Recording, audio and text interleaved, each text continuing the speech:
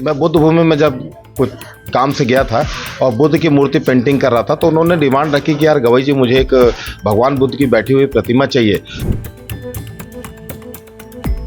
जब मैं भंते जी से मिला, क्योंकि उनकी भाषा मैं नहीं समझता था, तो एक मीडिएटर थे भंते जी हमारे, उन्होंने जब उनकी भावनाओं को मुझे बताया तो मुझे ऐसा लगा कि भगवान बुद्ध ने इस काम के लिए मुझे चुना है। और मैंने तत्काल इनको कहा कि 1-1.25 महीने में आपको ये प्रतिमा बना के मैं दे दूंगा। और किस तरीके से आपने शुरुआत कैसे की थी इसमें? उन्होंने जब देखा कि ये लड़का रोज आता है और उसकी लगन बहुत है, तब उन्होंने मुझे समझाया कि जब तक आप पढ़ोगे लिखोगे नहीं, मेजरमेंट कर नहीं पाओगे, आप मूर्तिकार नहीं बन पाओगे।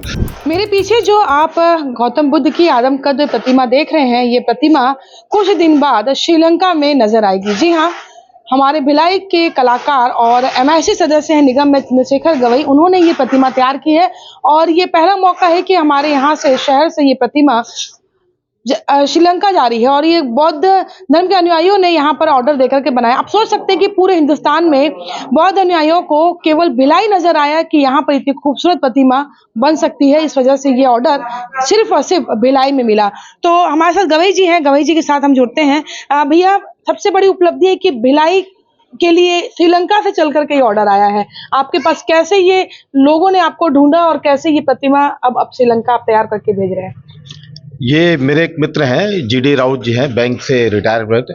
उन्होंने, मैं बुद्ध भूमि में जब कुछ काम से गया था और बुद्ध की मूर्ति पेंटिंग कर रहा था, तो उन्होंने डिमांड रखी कि यार गवई जी, मुझे एक भगवान बुद्ध की बैठी हुई प्रतिमा चाहिए।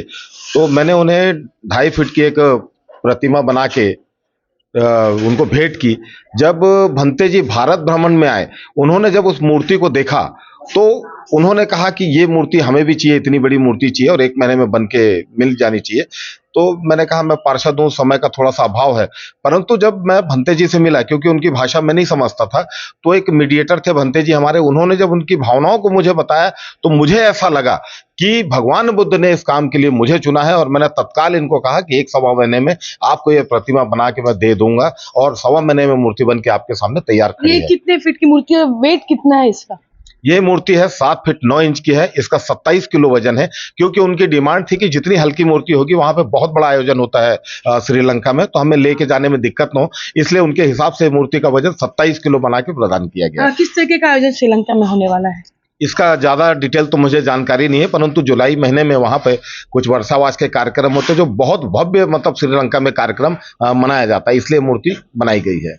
मूर्तिकारी की बात करें तो आप कब से जुड़े इस फील्ड में? और चूंकि आप पार्षद है, जनप्रतिनिधि हैं, पब्लिक की समस्या को लेकर के हमेशा आपको सजग भी रहना पड़ता है, फील्ड में भी काम करना पड़ता है, फिर ये सब आपके जो काम है वो कैसे आप समय दे पाते हैं और किस तरीके से आपने शुरुआत कैसे की थी इसमें? सबसे पहले तो मैं आपको ये बताना चाहूंगा, मैं सामाजिक व्यक्ति हूँ, समाज में भी काम करता हूँ, लेकिन ये मेरी रोजी रोटी का एक साधन है। और सबसे पहले पार्षद बनने से पहले मैं यही काम किया करता था, इसलिए मुझे दोनों इसमें सामंजस्य बिठाने में से कोई तकलीफ नहीं होती है।